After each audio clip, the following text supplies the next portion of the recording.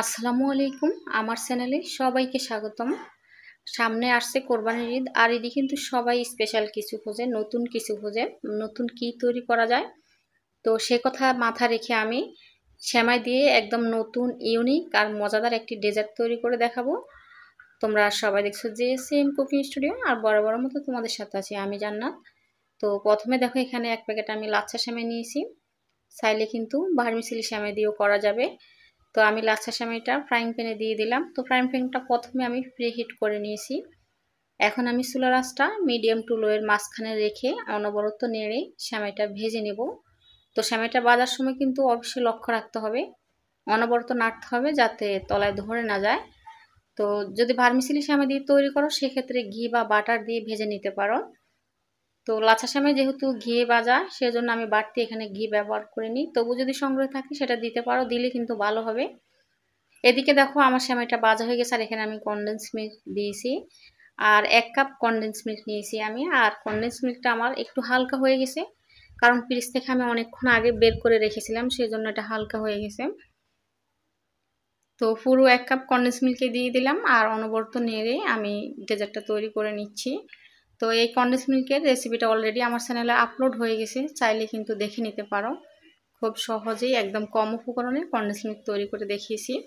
আর কথা বলতে বলতে এখানে খুবই অল্প পরিমাণে একটু লবণ দিলাম। লবণ দিলে মিষ্টির ব্যালেন্সটা কিন্তু ঠিক থাকে। তো কয়েক মিনিট ভাজার পরে খুবই সুন্দর একটি স্মেল বের হয়ে গেছে, আর আমার আঠালো ভাবটা চলে এসেছে। আমি তুলে নিয়েছি। তো যখনই দেখবে সেমাইয়ের মধ্যে আঠালো ভাব চলে আসে, তখনই ভাববে যে পারফেক্টভাবে হয়ে গেছে। আর এখানে দেখো আমি 4টি কাপ নিয়েছি। তো চেষ্টা করবে গোল বাটি, ছোট বাটি নেওয়ার জন্য। তো এখানে আমার কাপ ছিল, আমি কাপ নিয়েছি, আর একটু তেল মেখে নিয়েছি, সাদা তেল। এবারে যে সেমাইটা তৈরি করে রেখেছিলাম সেটা দিয়ে দিচ্ছি কাপের মধ্যে ছড়িয়ে।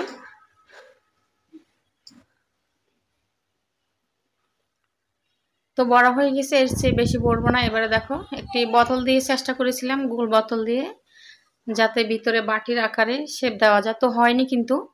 এবার আমি ছোট চামচ দিয়ে, চা চামচ দিয়ে আস্তে আস্তে আলতো করে চেপে চেপে বাটির আকারে গড়ে নেব। এটা ভিতরে যাতে বাটির মতো দেখা যায় এরকম একটা শেপ দিতে হবে।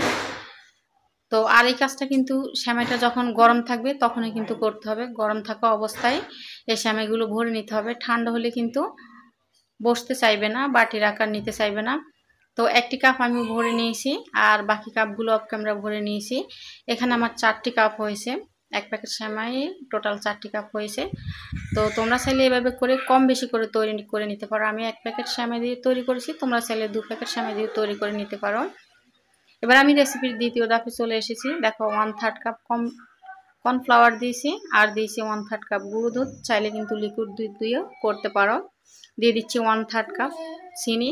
মানে সম্পূর্ণ উপকরণটা যাতে সম পরিমাণ হয় সেদিকে খেয়াল রাখতে হবে। এখানে দিয়ে দিচ্ছি সামান্য পরিমাণে আবার একটু লবণ। লবণ দিলে মিষ্টির ব্যালেন্সটা ঠিক থাকে। আর দিয়ে দিচ্ছি 2 ফোঁটা মতো ভ্যানিলা এসেন্স, সুন্দর একটা স্মেলের জন্য, ফ্লেভারের জন্য। এখানে প্রথমে 1 কাপ পানি দিচ্ছি, রুম টেম্পারেচার থাকা পানি দিয়ে আমি সম্পূর্ণ উপকরণটা ভালোভাবে মিশিয়ে নিচ্ছি। তো এখানে প্রথমে 1 কাপ পানি দিলাম, পরে আরও 1 কাপ পানি দিলাম। তো এই ক্ষেত্রে তোমরা কিন্তু চাইলে 2 কাপ লিকুইড দুধ দিয়ে এই ডেজার্টটা তৈরি করে নিতে পারো। আমি গুঁড়ো দুধ ব্যবহার করেছি, সেজন্য আমি পানি দিলাম।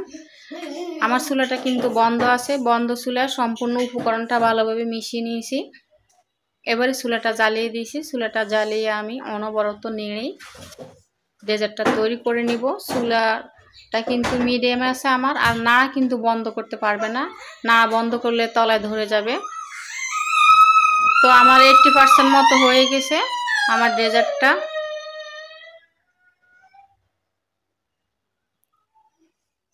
এবার আমি তুলে নিয়েছি ডেজার্টটা, আর একটি বাটিতে ঢেলে নিচ্ছি। তো এখন এটা গরম আছে, সেজন্য অনেকটা পাতলা দেখাচ্ছে, ঠান্ডা হলে কিন্তু ঘন হয়ে যাবে। আর এদিকে দেখো আমি যে সেমাইটা বসিয়েছিলাম সেটাও কিন্তু বসে গেছে। তো এখানে তোমাদের সুবিধার্থে একটি টিপস দিয়ে রাখি, যদি সংগ্রহে বাটার বা ঘি থাকে তাহলে ঘি বা বাটার দিয়ে সেমাইটা ভেজে নিতে পারো, তাহলে কিন্তু উঠাতে আর ভেঙে যাবে না, এটা খুবই সুন্দরভাবে বসে যাবে। তো আমি উঠানোর সময় কিন্তু একটু ভেঙে গেছে। এখানে আমি 3টি বাটি উঠাতে পেরেছি। বাকি একটি বাটি আমার ভেঙে গেছিলো, তো 3টে বাটি দিয়ে তোমাদেরকে আমি পরিবেশন করে দেখিয়ে দিচ্ছি। আর এদিকে দেখো কর্নফ্লাওয়ার দিয়ে যে ডেজার্টটা তৈরি করেছিলাম সেটা কিন্তু খুব সুন্দরভাবে বসে গেছে। আর এটা কিন্তু কর্নফ্লাওয়ার দিয়ে করতে হবে, তা না হলে এটা কিন্তু এভাবে বসবে না। অবশ্যই চেষ্টা করবে কর্নফ্লাওয়ার দিয়ে তৈরি করার জন্য, এত করে স্বাদটাও বেশি হবে আর সুন্দরভাবে বসেও যাবে। তো আমি চামচ দিয়ে একটু আলতো করে ভরে নিচ্ছি। বেশি নাড়াচাড়া করলে কিন্তু এই বাটিগুলো ভেঙে যাবে, যেহেতু আমি ঘি দিয়ে এটাকে ভাজিনি। তো 3টি বাটিতে আমি ডেজার্টটা ভরে দিয়েছি। এবার এই কিশমিশ দিয়ে পরিবেশন করে দিচ্ছি। তোমাদের সংগ্রহে যদি কাজু পেস্তা বাদাম থাকে সেটা দিয়েও পরিবেশন করে নিতে পারো, কিংবা সংগ্রহে যদি ফল থাকে আঙ্গুর দিয়ে বা আনার দিয়ে পরিবেশন করতে পারো, সেটা আরও বেশি আকর্ষণীয় দেখাবে। তো আমার ডেজার্টটা তৈরি হয়ে গেছে। ভালো লাগলে অনুরোধ করবে একটি লাইক করে যাওয়ার জন্য। তোমার একটি লাইক আমার এই রেসিপিটা অন্যদের কাছে পৌঁছাতে সাহায্য করে। আর প্রতিদিন এরকম নতুন নতুন রেসিপিতে আমার চ্যানেলটি সাবস্ক্রাইব করে পাশে থেকো। সবাই ভালো থেকো। আল্লাহ হাফিজ অ্যান্ড আসসালামু আলাইকুম।